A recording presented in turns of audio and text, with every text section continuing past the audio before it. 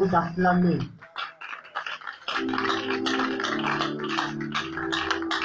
Amen, amen. Alléluia.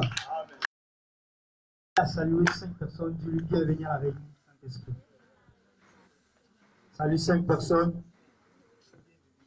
Bienvenue à la réunion du Saint-Esprit.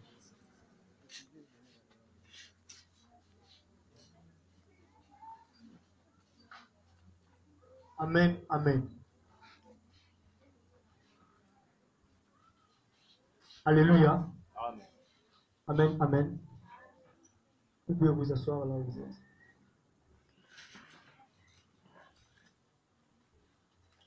Alléluia. Est-ce qu'il y a une personne qui a la joie d'être enseignée? Est-ce qu'il y a une personne qui a la joie? Je disais, est-ce qu'il y a une personne qui a la joie d'être enseignée? Je peux m'aider à acclamer encore Jésus.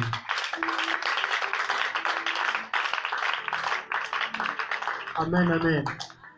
Je suis dans la joie d'être parmi nous ce soir. Ça fait tellement longtemps que j'ai approché. Déjà au moins 5 dimanches que je n'ai pas prêché, que je ne suis pas monté sur cette chaise. Amen, amen. Alléluia. Amen. Et si je suis là, ce n'est pas par un sentiment, ce n'est pas par un besoin, mais c'est parce que j'ai un message pour une personne ce soir. Amen. Oh, je croyais que tu as dit amen très fort. Amen. Si je suis là, c'est parce que j'ai un message pour une personne ce soir. Est-ce que cette personne peut dire amen très fort? Amen. Alléluia. Est-ce que le ministère peut m'aider à dire power? Ça m'a manqué. Amen, amen. Amen. Le thème que je te partage ce soir, c'est un thème qu'on va développer pendant 4 dimanches. Aujourd'hui, c'est le premier dimanche. Gloire à Dieu qui a fait que nous les tâtés, pour que ce message puisse être donné. Amen, amen. Amen. Alléluia. Amen. Le message que j'ai pour toi, c'est un message très facile, qui est le Dieu. Lis avec moi d'abord Genèse chapitre 6. Aidez-moi avec un téléphone pour la lumière. Je n'ai pas de bonne lumière. Quelle Bible? Un téléphone, quelle Bible? Je n'ai pas une bonne lumière pour la lumière. Sinon, ça va détruire mes yeux. Ça tient pour la lumière. Non, ça c'est rien. Aidez-moi avec un téléphone. Il n'y a pas de Bible ici. Il n'y a pas de Bible, c'est un téléphone.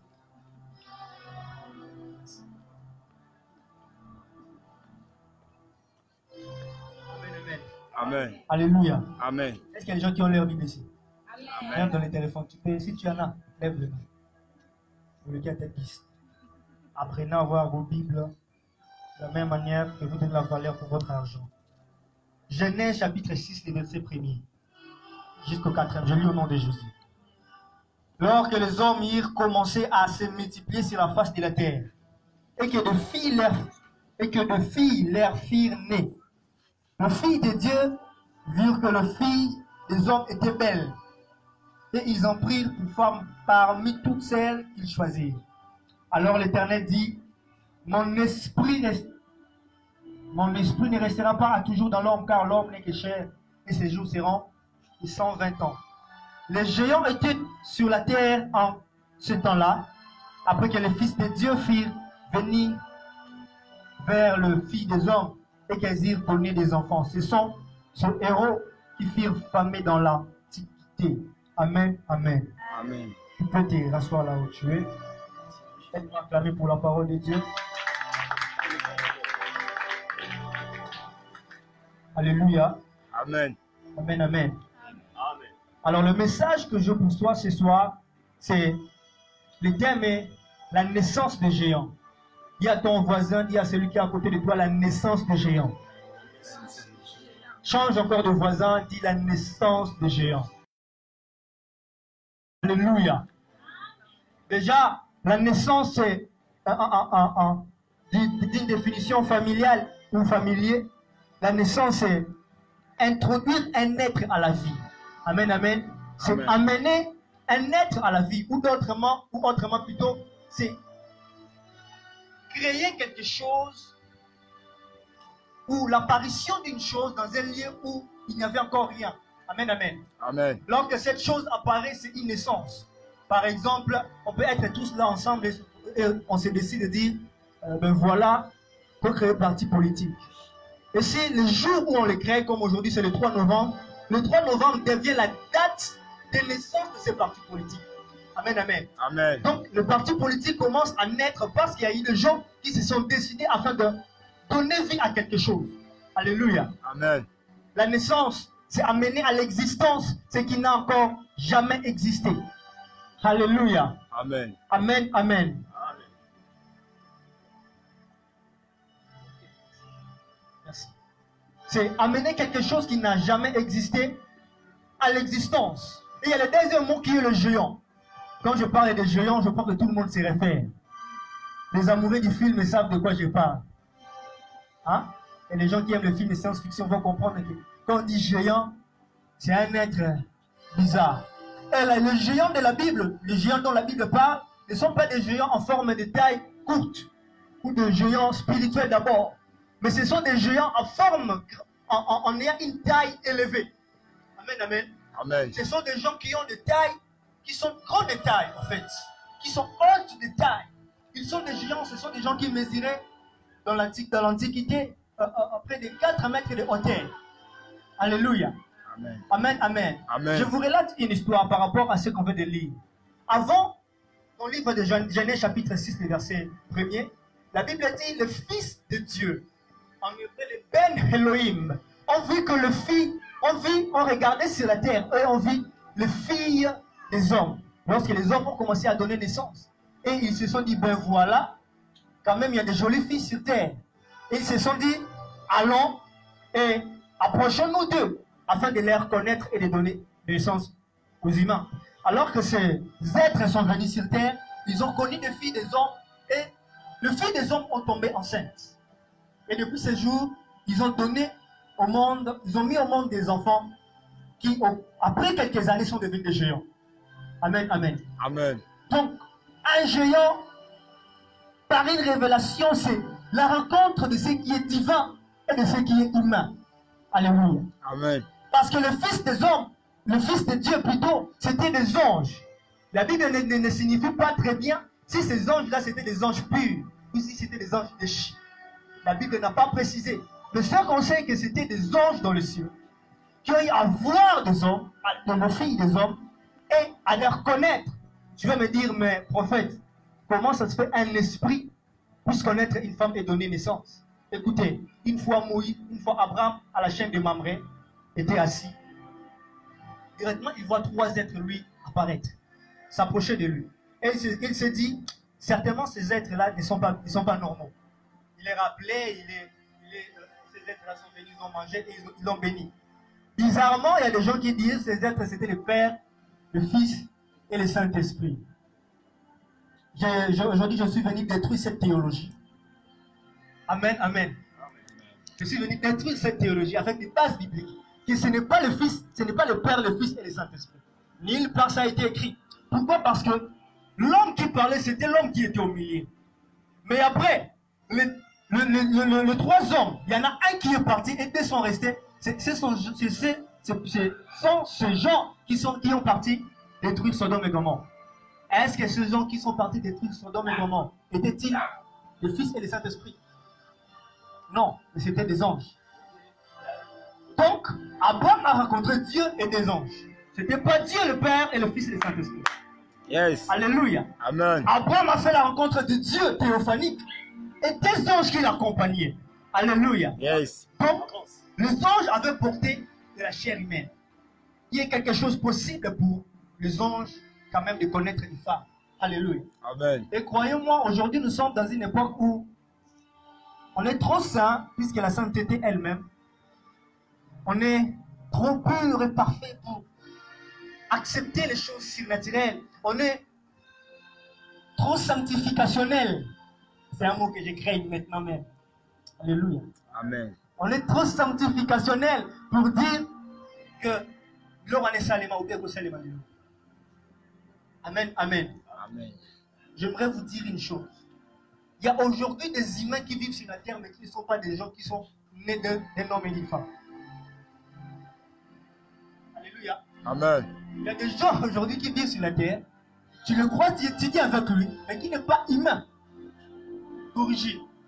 C'est un esprit qui porte un corps. Alléluia. Amen, amen.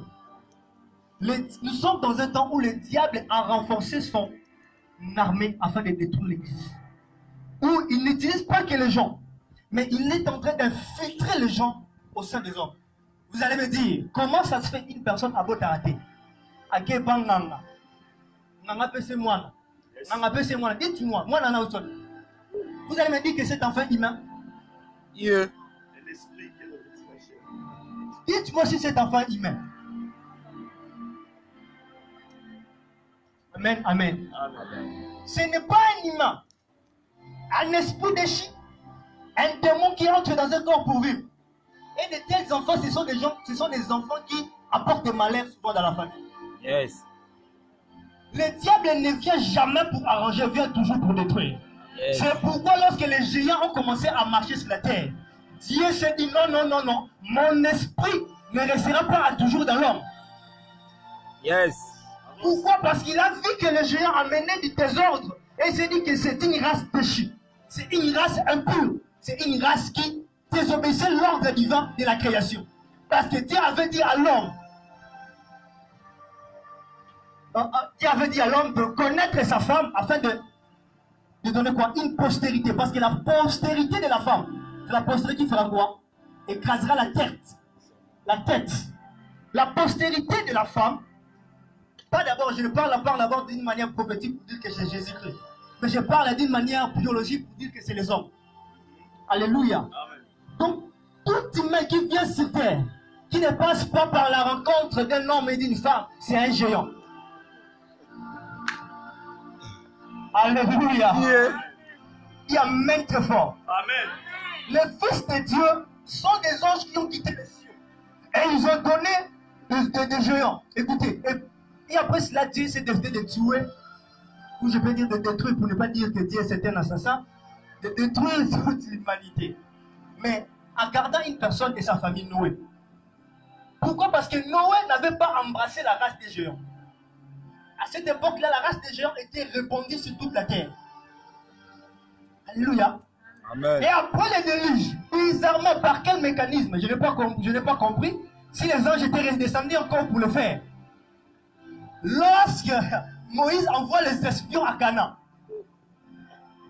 les espions partent à Canaan et ils reviennent et disent, on a rencontré des gens en détail, des géants. Il a dit, devant leurs yeux, on est comme des sauterelles. Bizarrement, quelque part encore, il y a un garçon, David. Il rencontre une personne qui vient de Gath, qu'on appelle Goliath. Et croyez-moi que Goliath, c'était un géant. Amen. Yes. Goliath était un descendant de géants. Alléluia. Amen. Quelque part encore, 1 Samuel chapitre 20, 1 Samuel chapitre 20, si je ne me trompe pas, ou 21. Vous allez le voir quelque part là-bas, 20 ou 21. David est allé combattre les Philistins. Et puis il y a un homme qui est sorti devant David pour dire, je vais te tuer. Les hommes de David s'est dit, non, non, roi, repose-toi.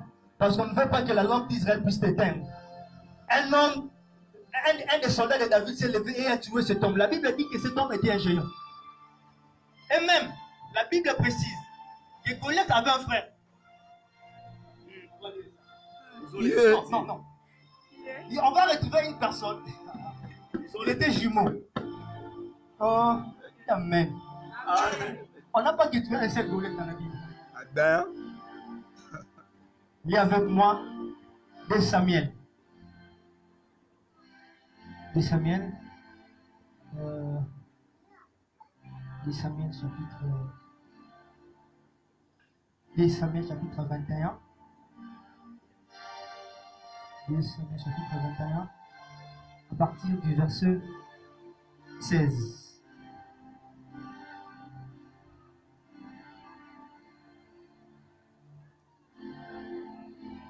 Non, le verset 19. Il y a encore une bataille à Gob avec les Philistins. Et Elkana, fils de Jaré, au régime de Bethléem, tu vois Goliath de Gath. Combien de fois Goliath est mort? Yeah. Come on. Ils étaient dans la même tribu. Et les théologiens disent que ce Goliath était le frère de Goliath que David avait tué. Eh bien, ça, c'est pas normal. Non, je vais lire. Et il y avait même un autre géant. Come on. Il y a encore bataille à Gath, le verset 20. Une bataille à Gath. Il s'y trouva un homme de haute taille qui avait 6 doigts Yeah. à chaque main et à chaque pied, 24 en tout. Et qui était aussi ici de Rapha. Rapha qui signifie le géant. Il jeta un défi à Israël et Jonathan, fils de Chiméa, frère de David, le tua. Un géant qu'on a tué. Amen, amen. Amen. Viens avec moi, avance, prophète. Come on. Je vous amène quelque part pour vous dire que les gens qu'on appelait les géants, ce n'était pas Dieu qui les appelait les géants, mais c'était des hommes qui donnaient à ces gens le nom des géants. Alléluia. Amen. Goliath, ce n'est pas Dieu qui appelait Goliath géant, mais c'était les gens de la tribu d'Israël et de Philistins et même les alentours qui ont dit que c'était un géant. Pourquoi? Parce qu'il était haute de taille. Mais quelque part, avant que David puisse aller tuer Goliath, les géants, alors que Samuel est en train de est venu pour rendre un roi, il regarde un des fils du père de David. Il dit, certainement le roi est ici. Mais Dieu dit, Dieu ne regarde pas ce qui frappe aux yeux. Pourquoi? Parce que les hommes regardent les géants humains, mais Dieu regarde les géants intérieurs. Yes. Les hommes regardent les géants humains, mais Dieu regarde les géants spirituels. Le frère de David était peut-être géant, pas un géant, je veux dire, peut-être haute de taille, un costaud, un soldat. Mais David ne l'était pas. Devant les hommes, on peut voir Goliath géant. Mais devant Dieu, c'est David qui est le géant. Parce qu'entre un géant et un petit, c'est le petit qu'on tue toujours. Mais bizarrement, ce jour-là, il y a une vice-versa. C'était le géant qui a été écrasé par le petit humain. Pourquoi? Parce que derrière le petit humain se cachait un géant Dieu. Ah, tu n'as pas compris. Come on. Ézéchiel, chapitre 47. Ézéchiel est en train de raconter l'histoire. Par l'histoire, il est en train de relater une vision. L'ange l'apportant, il le fait sortir dans les temples et il mesure 1000 coudées. Vous connaissez l'histoire, non? Il mesure 1000 coudées. Ézéchiel se dit, l'eau arrivait jusqu'aux chevilles. Écoutez, là c'était en esprit. Alléluia. Vous allez comprendre les choses avec moi. C'était quoi? En esprit que Ézéchiel voyait ces choses. Vous allez comprendre avec moi que le géant n'est pas celui qui est physique, mais le géant c'est celui qui est spirituel en toi. Ézéchiel étant un prophète de Dieu, l'ange l'amène dans les profondeurs. L'ange mesure 1000 coudées en aval. La version originale dit en aval. En aval qui signifie là où l'eau est en train de s'écouler. Donc, 1000 coudées d'une manière un peu penchée. Amen, amen. 1000 coudées équivaut à 500 mètres. Donc, il y avait 500 mètres de largeur et 500 mètres de profondeur. Mais dans 500 mètres de profondeur, l'esprit d'Ézéchiel, l'eau est arrivée jusqu'au chevilles. Dites-moi, quelle est la taille que Ézéchiel avait? Pour que 500 mètres ça arrive, ça ne s'arrête que jusqu'aux chevilles.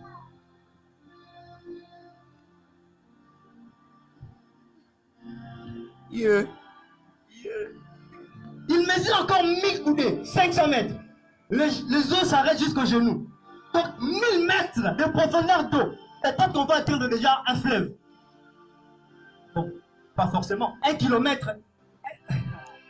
1 kilomètre de profondeur s'arrête aux genoux de Ézéchiel. Alléluia. Amen. Ézéchiel était un géant spirituel, mais un petit physique. Les géants ne sont pas d'abord les gens qu'on regarde physiquement. Ce sont des gens qui ont une grande taille spirituellement. Yes. Avec Dieu, tu n'es pas géant parce que tu es beau, parce que tu es grand, mais parce qu'il est en toi. Yes. Les géants, ce sont des gens qui naissent, Come on, come on. ce sont des gens qui rencontrent le divin et le terrestre. Et il y a un autre géant qui est venu clôturer la naissance de tous les géants. La Bible nous dit, l'ange Gabriel est venu, il dit, salut Marie. Il dit, l'esprit de l'Éternel te couvrira. Et tu porteras un enfant. C'est la naissance d'un géant qui passe par la rencontre d'un esprit supérieur avec une femme. Yes, yes. Come Là on. maintenant, ce n'est pas un ange qui entre en action, mais c'est lui-même le Dieu qui vit. Aïe, aïe, aïe. C'est lui-même le Dieu tout-puissant qui vient pour entrer en action afin de donner au monde un géant. Mais bizarrement, ce géant qui est né de pas grand détail, Eh ben, come on. sans beauté ni éclat. Yes, yes. Israël attendait un roi, lui il vient comme un berger. Aïe, aïe, aïe. Israël attendait une personne qui va venir là délivrer avec de l'armée. Lui il vient avec 12 disciples.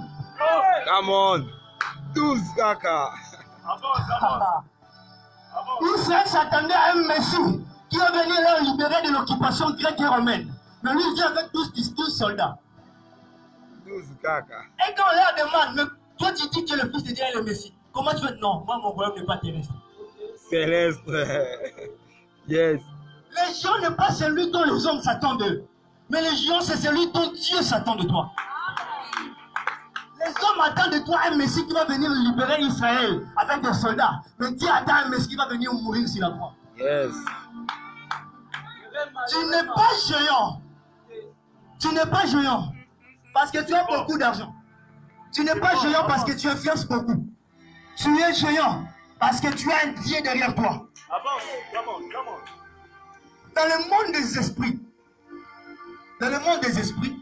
ou dans le monde des géants, tout esprit est grand. Yes. Mais la bagasse. Avance. Lorsqu'on décrit le ciel, on voit un agneau. Non, attends. Lorsqu'on décrit le ciel, on voit des chérubins. On voit des séraphins. On voit des anges poussants. On voit toutes les sortes de grandes armées. Là-bas, Boga. Mais lorsqu'on regarde leur maître, c'est un agneau.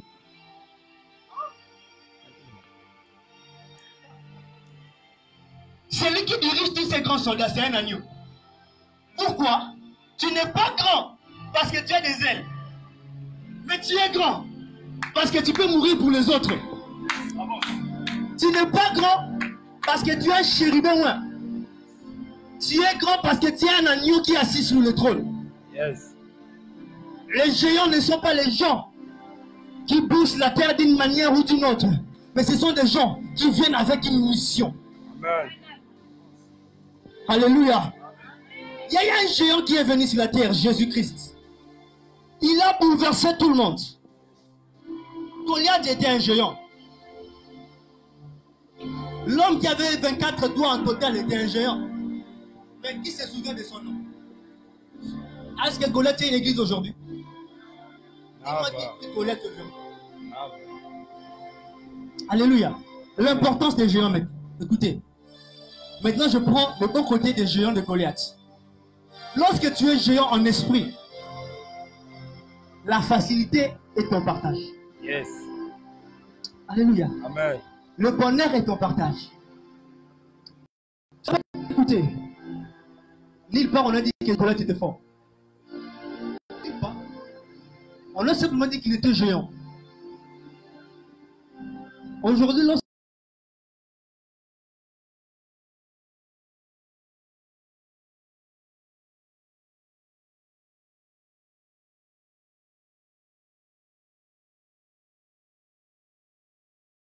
géant marche sur la terre, il ne marche pas comme les hommes. Je peux marcher sortir sans qu'une personne puisse m'écouter. Mais lorsque géant marche sur la terre, il fait trembler un quartier. Yes. Le pas des géants fait trembler le mur. Oh, tu n'as pas dit Come on. amen. Come on. Le pas des géants fait trembler la ville. Les quatre le pas couraient, mais on entendait le bruit des pieds des géants.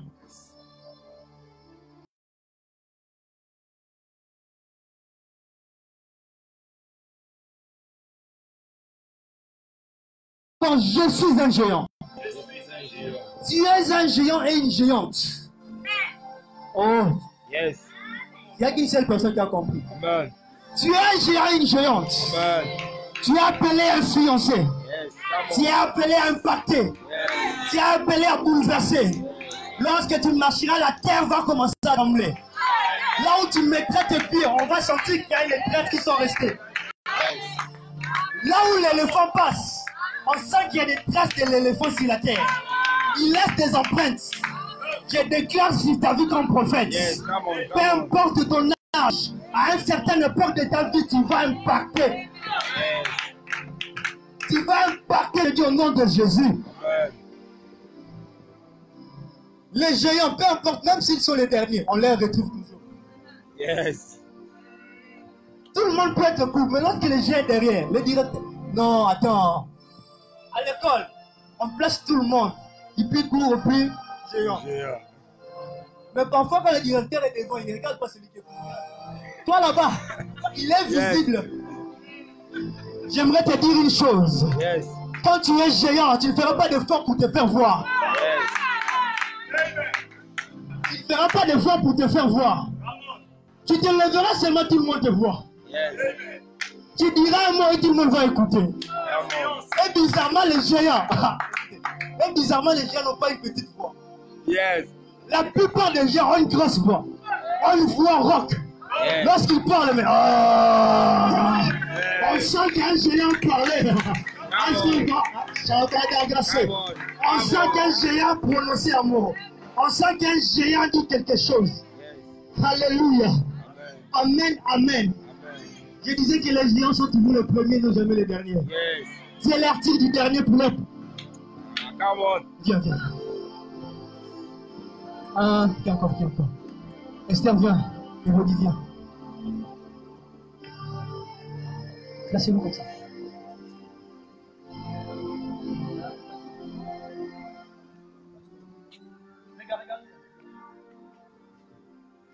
On suppose que Rodi, elle est la première, n'est-ce pas?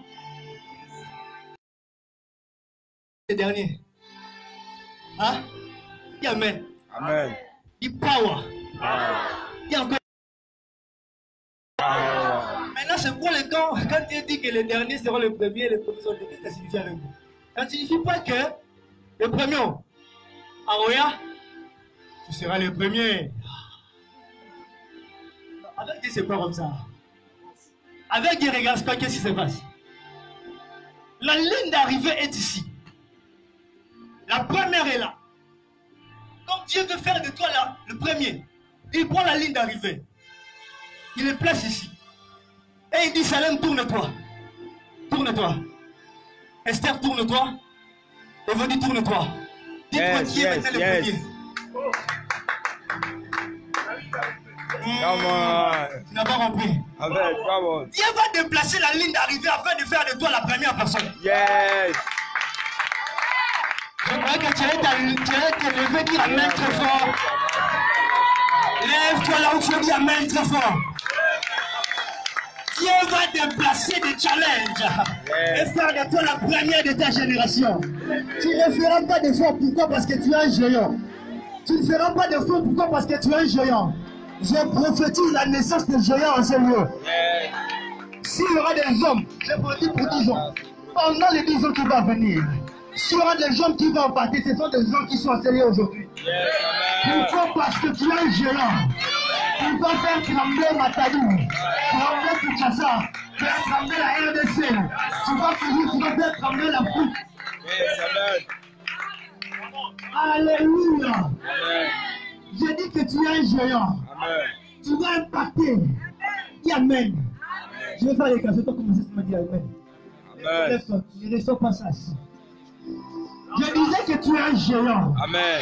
Tu vas impacter ta génération. Amen. Tout ce que tu toucheras va t'obéir. Amen. Tout ce que tu tiendras par ta main va t'obéir. Amen. Tu marcheras dans ta famille, tu vas écraser les marmites. Amen. Tu vas pécher. Attends. Dis Amen pécher.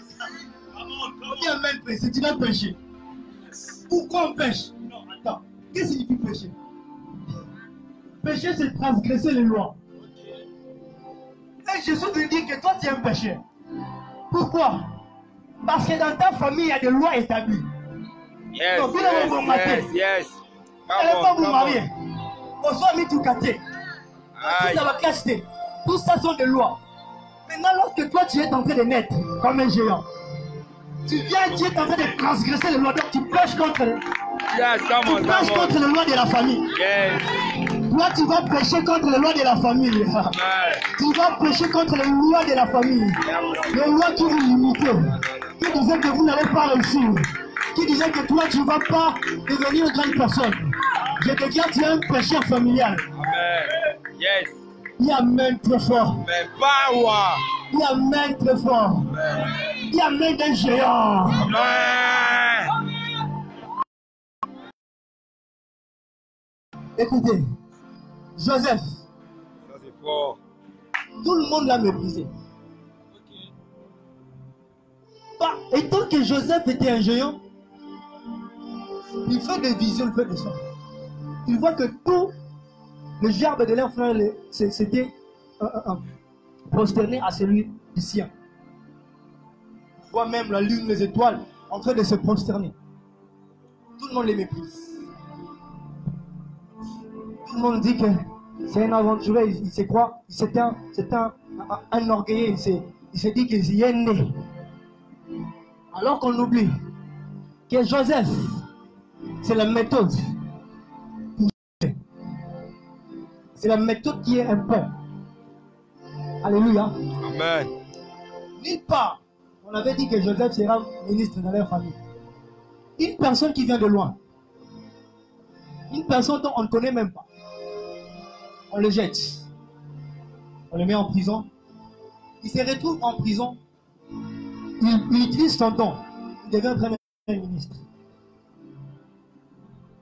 Il s'assoit sur le trône. Ses frères viennent, il ne les reconnaît pas, et puis tout ce que vous connaissez. Il est devenu un pont de la bénédiction pour ses frères. Mais Joseph ne sont peut-être pas les premiers. Ne sont peut-être pas ceux qui sont le plus brillants. Mais ce sont des gens qui ont une méthode. Ce sont des gens qui ont une clé. Alléluia. Amen. Dis-moi, est-ce qu'on mange un Dieu? Never. Est-ce qu'on mange un Dieu? Amen. Zambe balé arrêté. Moi, non, Zambe. Dieu. J'aimerais dire pour une fille derrière. Pourquoi? Tel qu'il est, tel nous sommes. Dieu est quoi? Dieu est esprit. Nous sommes quoi? Nous sommes des esprits. En réalité, nous sommes Dieu. Pourquoi? Parce que lorsque Dieu forme la terre, Dieu crée, il agit. Il forme tout. Qu'est-ce que Dieu fait? Il vient, il souffle. L'homme devient dynamique. Donc, l'homme est constitué de Dieu. Les éléments qui forment l'homme, c'est le corps et Dieu. Yes. Dieu est souffle, n'est-ce pas? Yes. Esprit en hébreu, c'est pneuma, qui est souffle. Dieu vient quoi? Il souffle dans l'homme. Donc il fait entrer une partie de lui dans l'homme. Amen. Il donne l'homme un esprit. Il fait entrer, par exemple, son oreille dans l'homme. Yes. Et l'homme devient net. L'homme devient Dieu. Dieu a créé l'homme pour qu'il ne soit pas un homme, pour qu'il soit un Dieu. Come on. Pour qu'il domine. Il assujettisse. Qu'il règne sur la terre. Et c'est pour cela que le diable a voulu détruire et corrompre la race humaine. En ayant des anges déchus qui couchent avec les filles des hommes afin de donner des géants. Écoute ça. Come on. Lorsque David coupe la tête de Goliath, il l'amène où? En Jérusalem. Il amène la tête de Goliath. Et bizarrement, lorsque le gros géant est venu sur la terre, il est entré sur la terre. Où est-ce qu'on devait le clouer? Sur la croix de Golgotha qui est la montagne des crânes. La montagne des crânes, c'est la crâne de Goliath, c'est pour ça qu'on appelle comme ça. Il devait être cloué là-bas pour écraser la tête, la sémence du serpent. Yes.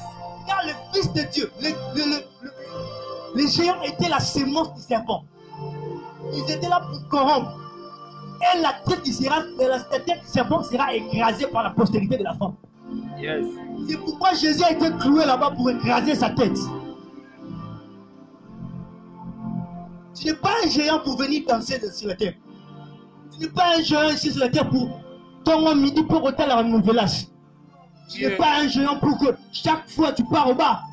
Tu n'es pas un géant pour manger et boire. Tu n'es pas un géant pour dormir et après dormir encore.